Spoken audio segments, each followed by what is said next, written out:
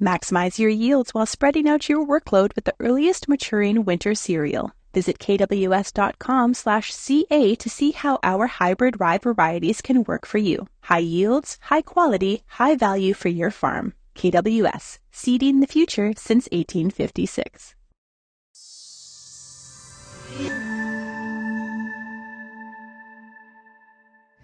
Amber Bell here with Real Agriculture. I am talking with Graeme Finn of Union Forage, and we're at Ag in Motion today. So hey Graeme, it's wonderful to have you. Thanks for coming along. So we've been talking a little bit about forage blends, and it's the new rage right now is cover crops, forage blends, all this type of stuff.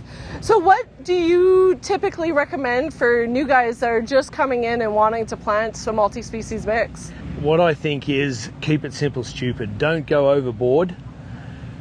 Do 20 acres on your place and see where your steps go from there. Don't go whole hog into this. Find out what works in your area. You might have light sandy soil, you might have heavy gumbo soil. Plants react differently to different soils. And get someone to come out who's knowledgeable, who knows, agronomy at the middle to high end. And then talk with them and try and work out what's right for your place. There's not one trick in a bag that will do everything. So get to know what you want to do, what your location is, what your soil types are, what your rainfall is, and what your expectations are. It's not something that you just jump into and read a column and think that's exactly what I want on my place. Right. And have you seen a lot of people coming in and looking for seed for forages and mixtures especially? Yeah, mainly for advice actually. Mainly for advice? Yeah, okay. There's a lot of people that have been bitten and they kind of think, well, I tried that once and nothing grew and I had 30-something species or 20 species and they pay for stuff that's not growing in their area or can't compete with forages. So if you're going down this journey, start off with something simple like oats, peas, and maybe a rape, or even peas, oats, and triticale, something really simple. My philosophy is we're not going to save the planet with having cover crops, so you've got to look after family finances first, animal health and welfare second, and soil health third, because we can't go broke and save the planet.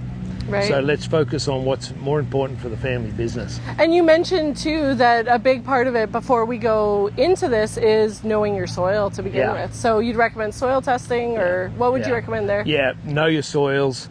Know, do I have any biology in the soil that I can encourage with plant diversity? Because some soils are so overworked or ploughed or have been cultivated for years that there's nothing there. Mm-hmm. So you have to start, building that. But the best way to go and test it, if you've got a fence line or a bush line on your place or some bush, go and take a soil sample there and then see what biology is in that soil there, because that'll tell you what's naturally growing here outside your cropland.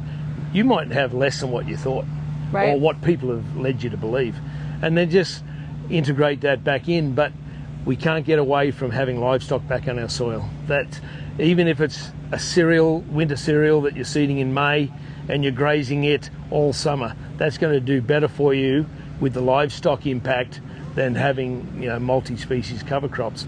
It is the way to go, but learn it basics first and then move up. That's fantastic. Well, thank you so much for joining us, and that was Graeme Finn of Union Forage.